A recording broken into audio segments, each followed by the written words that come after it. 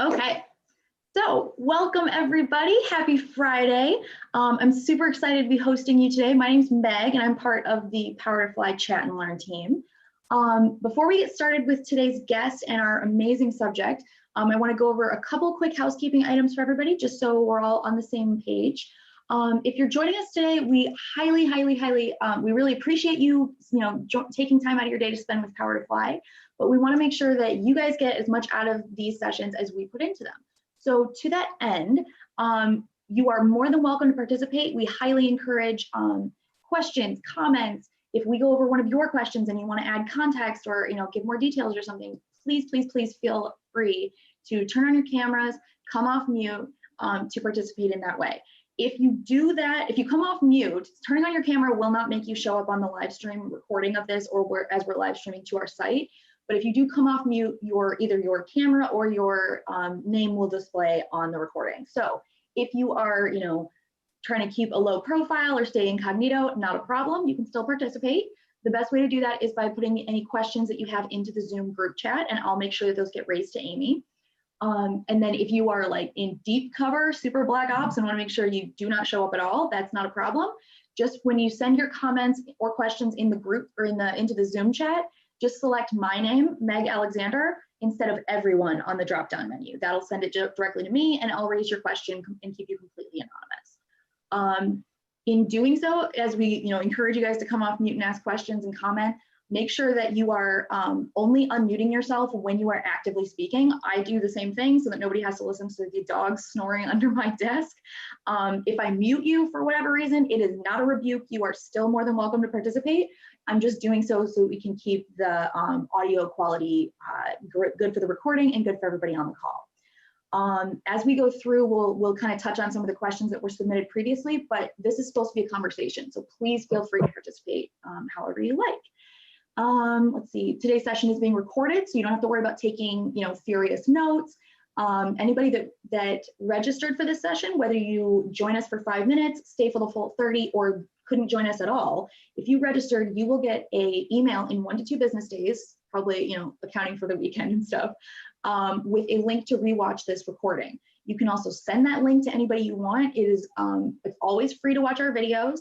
The videos are going to reside on our YouTube channel as well as on the PowerToFly website in perpetuity. So please feel free to share the love. To that end, you are also highly encouraged to follow us on our various social media channels. We are at PowerToFly on all of our social media streams. So that's LinkedIn, Twitter, Facebook, Instagram, and then the YouTube channel.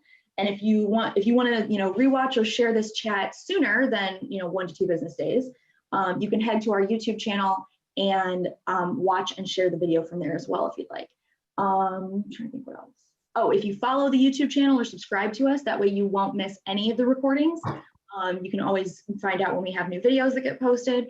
And it's just like a little alert instead of cluttering up your inbox. So I highly recommend you do that. If you have any questions, feel free to raise them to me, like, troubleshooting or whatever, not a problem.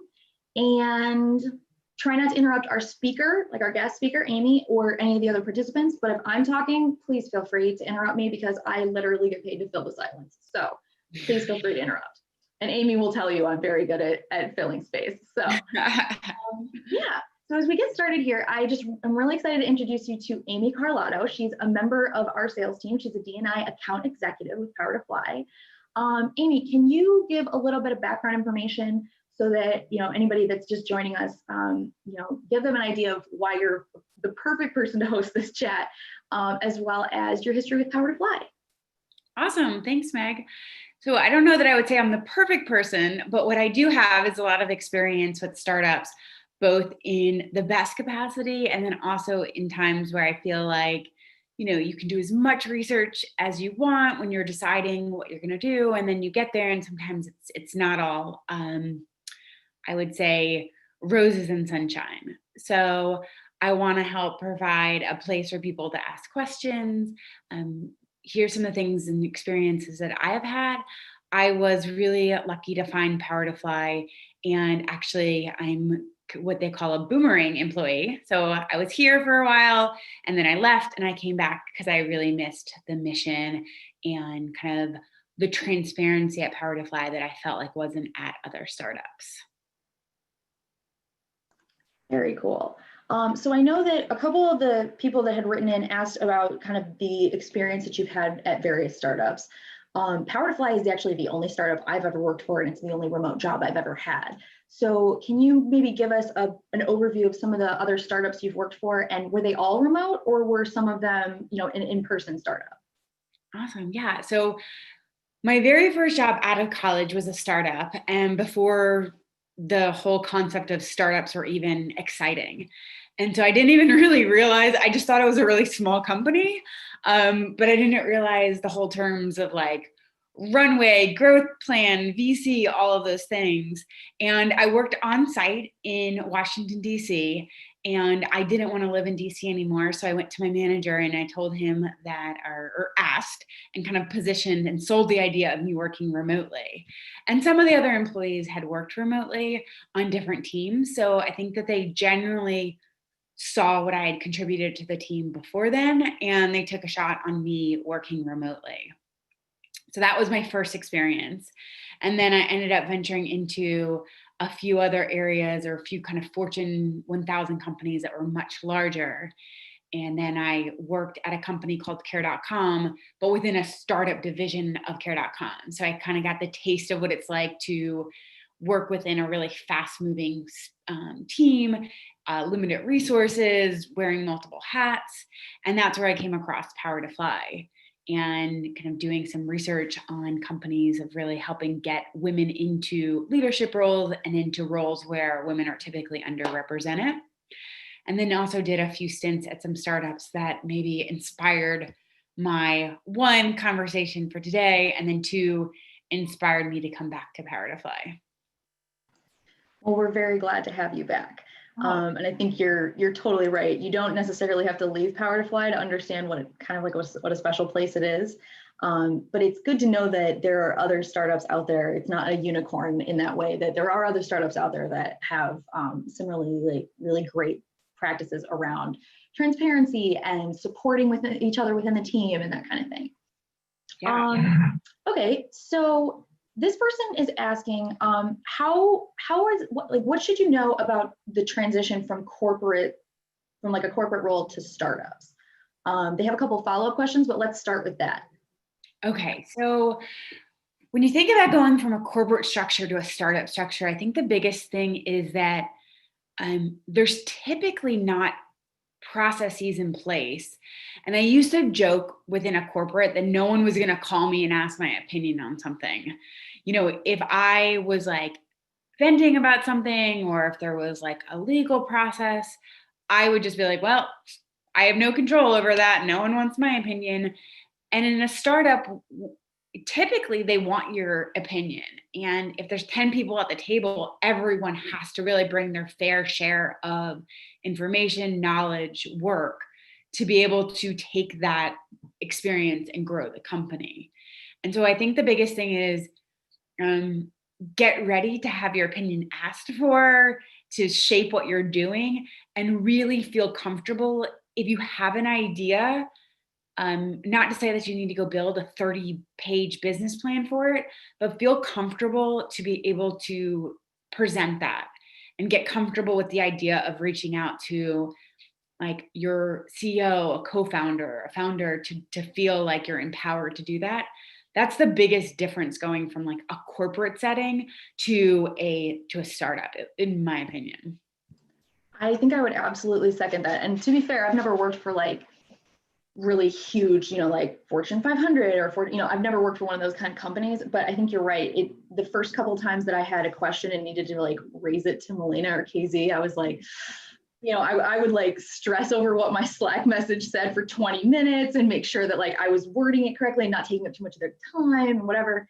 But it's really a much more open policy when it comes to things like you said, like, if you have an opinion or if you have a thought on something, whether it's good or bad, it's important to raise it, because startups, because there's not usually as many people, or as like ingrained like a culture, or not a culture, I'm sorry, like processes and protocols for how these ideas move. It's a situation where they do really rely on your background and what other like kind of random skills or opinions you can bring to the table. Yeah, I don't know, I really enjoy it myself.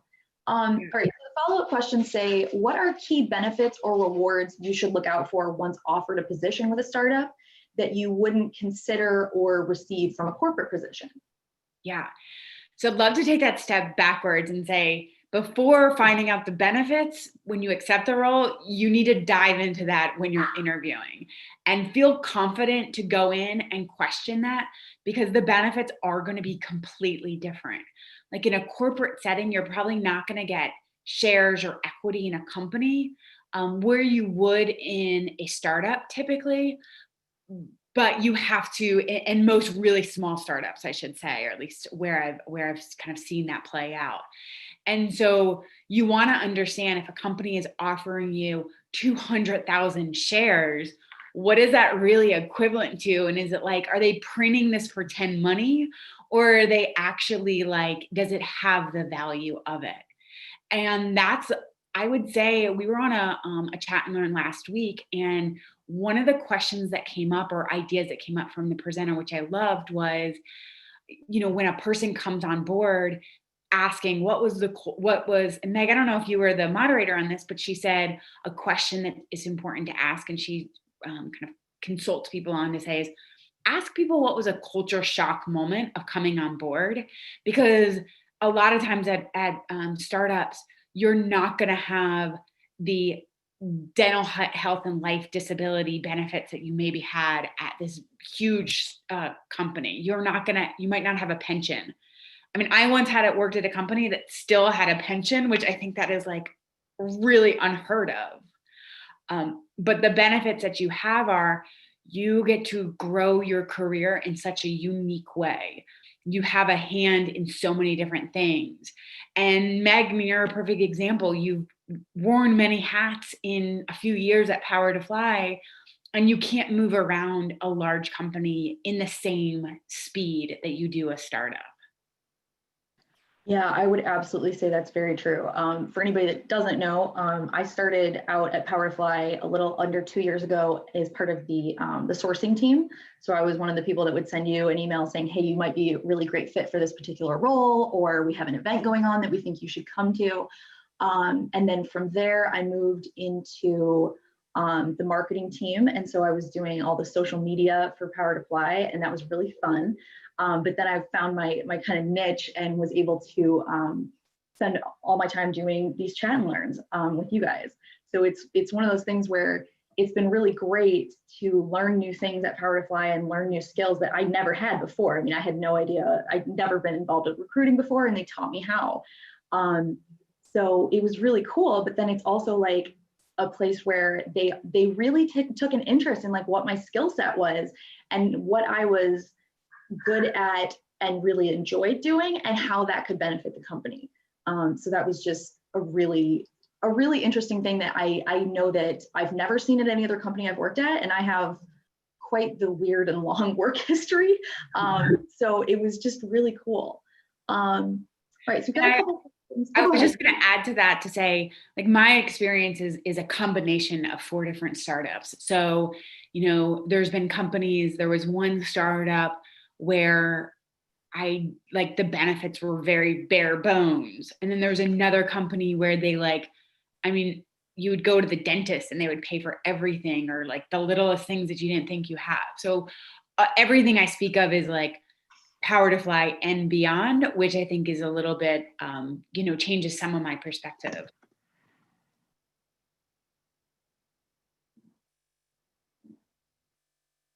Oh, you're on mute. Sorry, I lost my mute, and when I went to click to get it back, it like minimized my video window. No, that was definitely something that was new to me as well. The idea that like the health plan was going to be a bit odd from what I was used to, especially for a company that's headquartered in New York, and I'm living in Ohio. So we had kind of some stuff to navigate with that. But I think for me, at least, the benefits far outweighed any the loss of kind of thing. Plus you got to think about things like I feel like when a lot of people go to start their job search, if they're not looking at startups or they're not looking at remote, one of the things that they start to consider is like your commute time, and that's just not something you have to worry about. So PowerToFly, normally when I would go to join a new company, I would want to know like what their vacation policy is like, or what their sick leave policy is like.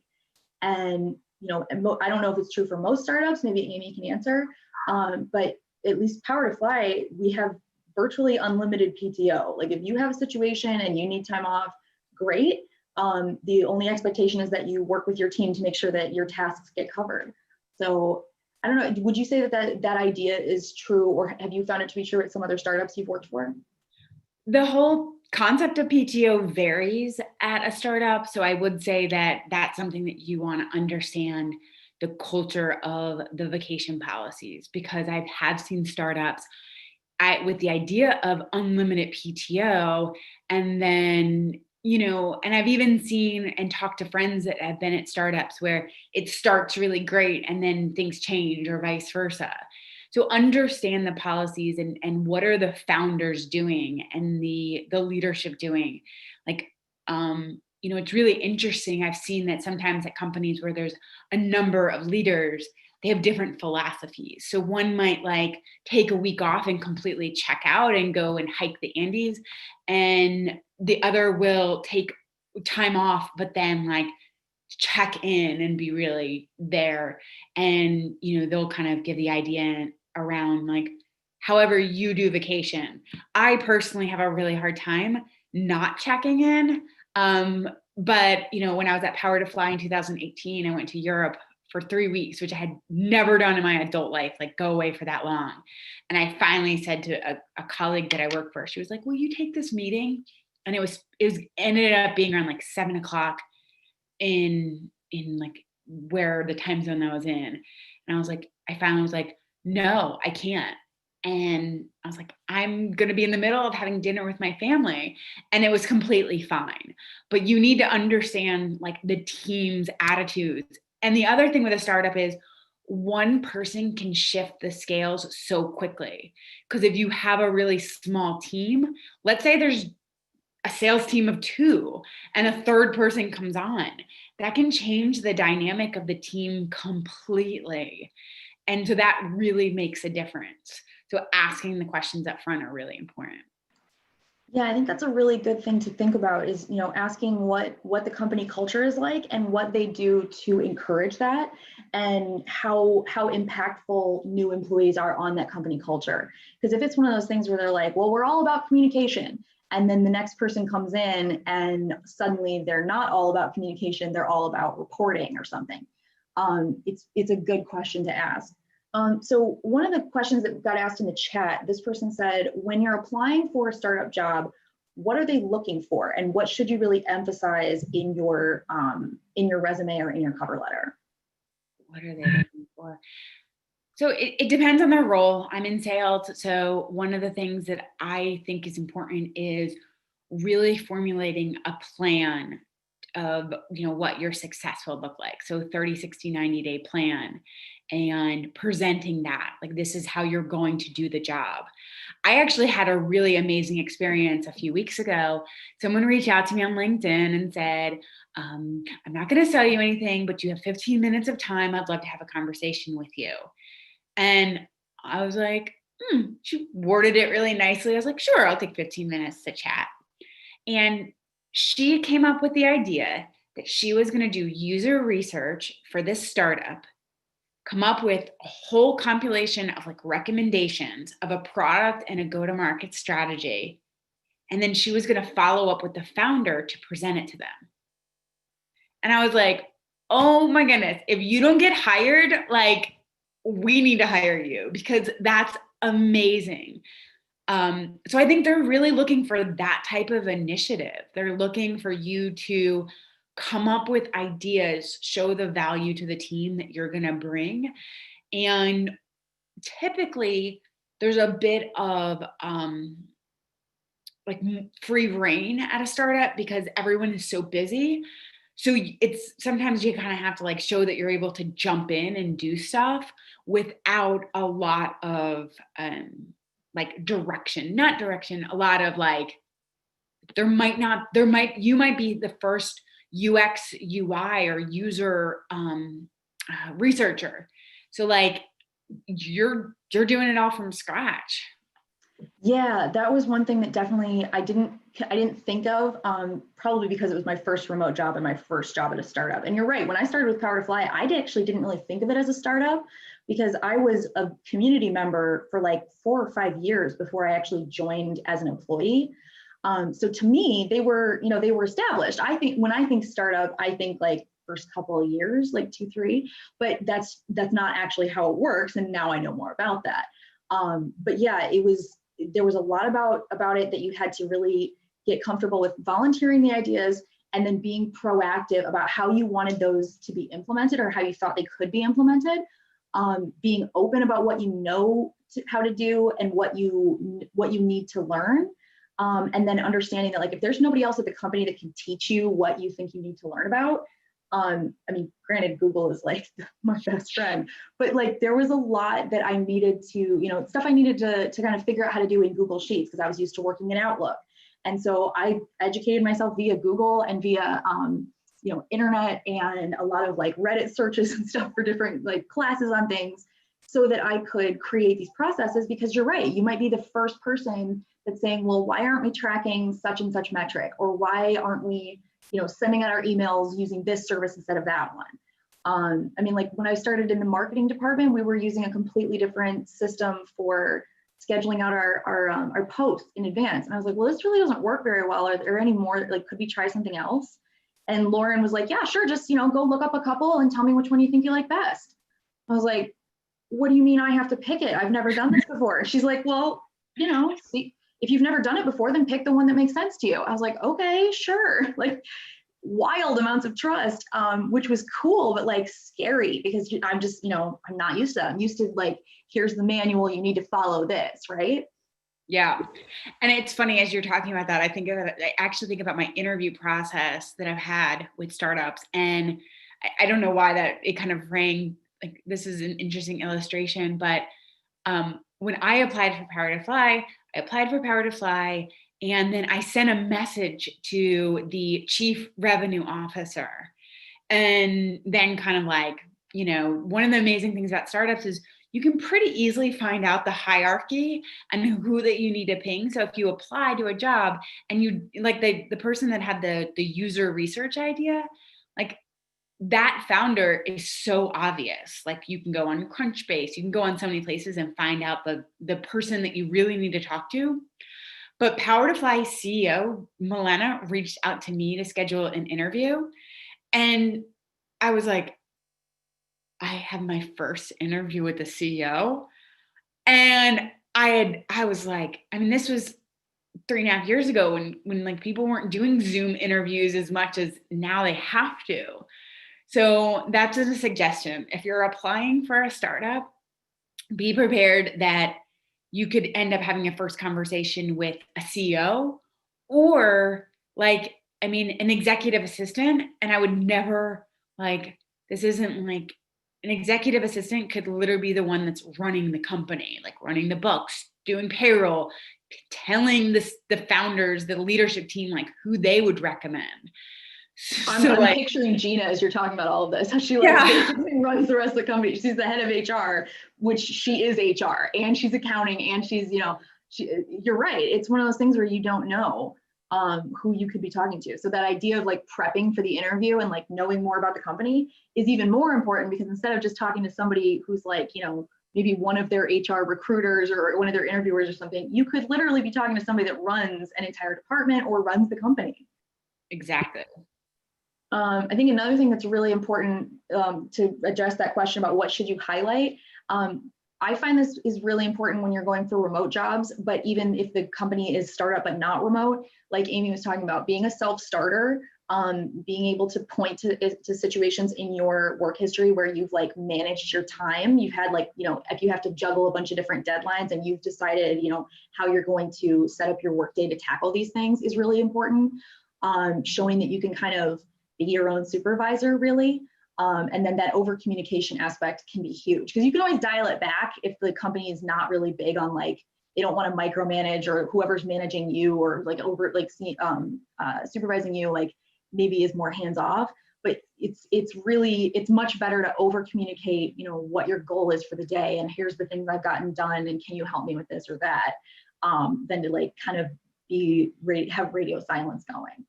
Yeah, wait for someone to ask your opinion or ask your plan for the day. Yeah. So I'm sure you can answer this question because again, I've only worked for one startup. This person's asking, any tips for presenting ideas or sharing your opinions in a startup, especially when you're just starting out and trying to prove your value? I've been in situations where the owner or someone on the team is skeptical and kind of tough and resistant to new ideas. I'm usually someone that's creative, and it's a challenge for me to have these ideas be taken seriously. So I would say a few things. Find an internal champion, maybe in another department, another area to bounce ideas off of. And you want to work in a startup where you're going to have communication. Like our PowerToFly's two co-founders, as well as another startup that I worked at, and the very first startup that I worked at right out of school as a like 23, 24-year-old. I mean, I had one-on-ones with the CEO. And so in a setting where you're one-on-one, you're more likely to break the walls down a little bit and present the ideas and then have a plan. Because the thing is that if you're going to stand up with an idea, you most likely you're going to be the one that has to execute it. Like, don't come up with this fly in the sky idea and then be like, who's going to do it? Nope, you're going to do it and you're going to run the project. So, which is kind of exciting. Yeah, for sure. We had somebody else that asked about salaries at startups. This person wants to know, should you expect salaries at startups to be lower? Are there any tips that are tips for negotiation that are startup specific? The role that this person is considering is a new role for a customer success manager with sales and business development duties. Any ideas? Yeah, so you want to do your research on what that role usually entails. And it doesn't matter if it is a startup or a corporation. Have the data and go into it with your expectations of your salary. I've heard of startups that have paid really low for positions that unfortunately people living in major metropolitan areas like couldn't get by on without having 10 roommates. And then I've heard of situations where startups out in Silicon Valley have to pay really high salaries because they're dealing with, the rent cost in San Francisco. So do your research and go into it expecting, and don't let anyone ever guilt you, because a mission is so important, because every startup has these amazing missions. Like, they have these great ideas. And I have heard of startups being like, well, don't you want to make a difference and make an impact? And if it's going to jeopardize your family or your earning or your goals, then it's not worth it. Like, maybe when they get more funding, or maybe when you are, when they're established, it might make more sense. I think that's a really important thing to point out, is that, if you know what you need to be making, and don't be afraid to ask for more information. If they're kind of vague on what your duties are going to be, don't be afraid to ask for more information about the day-to-day, duties for this role or what they're going to expect, because that's the kind of information you're going to need. So like, you might not just be able to Google like the job title they're going to give you and what the salary ranges are. You might need to kind of form a hybrid between like you said, like a sales role or a business development role. Ask questions about things like if they have compensation, if it's variable, or if it's standard. So if you're going to be salaried or if you're going to be hourly, that's super important. If there's any other, kind of perks or something that they offer instead. So, I mean, like PowerToFly has like stock options that become vested after a certain amount of time. Ask about things like that.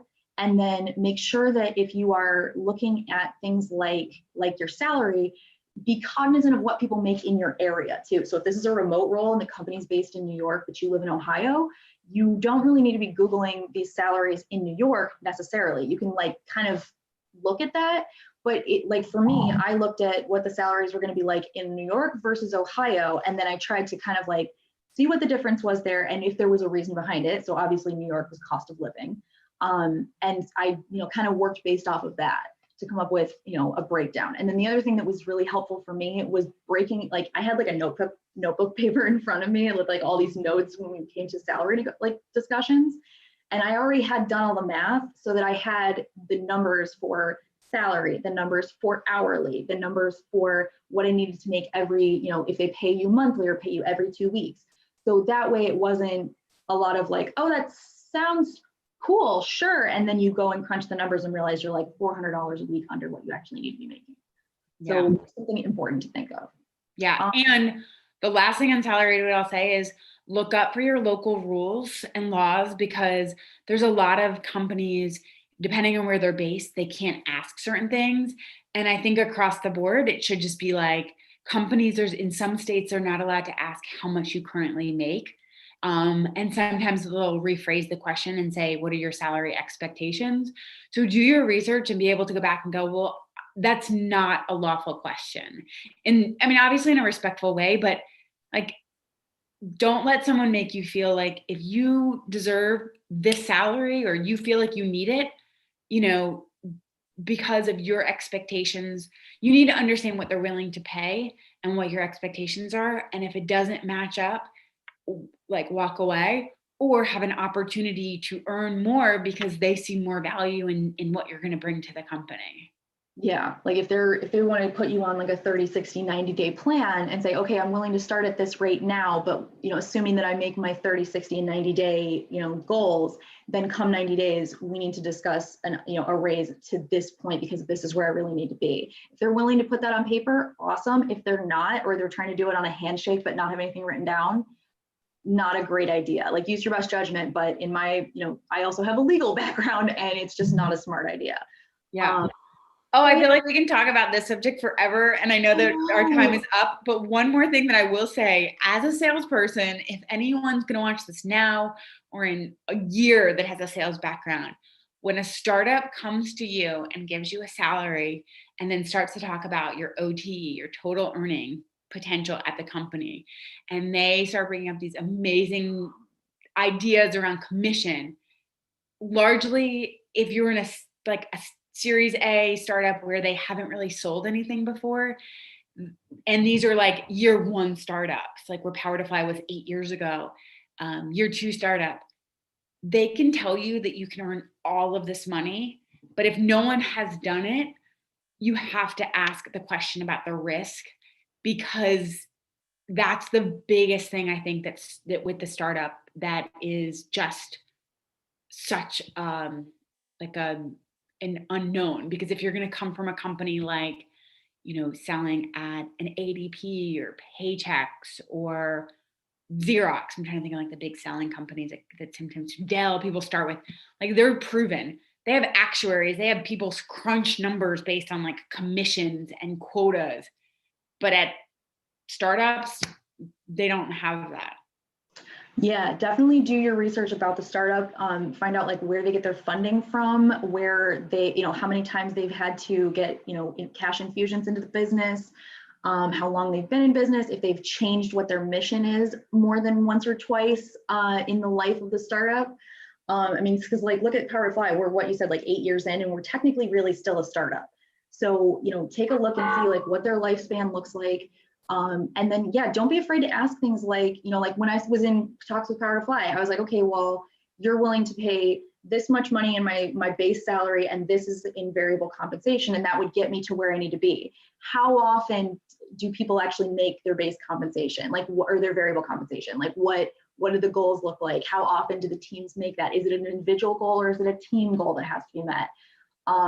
Ask these questions, and the answers can vary wildly. So do a bunch of research yourself on like how these terms and how the payouts and stuff actually work, so that when you go in to have this conversation, what you actually what sounds like a good like too good to be true, and what actually has like backing behind it. Yeah. Well, Amy, I know we are over in time, but thank you so much for joining us for today's conversation. I really think we should do another one of these because there were like 3 or 4 questions we just didn't have time for, because this was just so nice to talk to you. Thank you so much for joining us this morning and taking time out of your day.